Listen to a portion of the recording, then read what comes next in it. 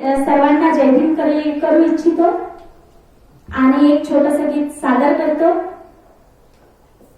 जेव्हा डॉक्टर बाबासाहेब आंबेडकर बडोद्याला शिक्षण घ्यायला गेले आणि तेव्हा त्यांच्या सोबत बाकीचे इतर लोक जातीभेद करत होते, तेव्हा डॉक्टर बाबासाहेब आंबेडकरांनी असं आपलं मन व्यक्त केलं होतं रमाईच्या समोर।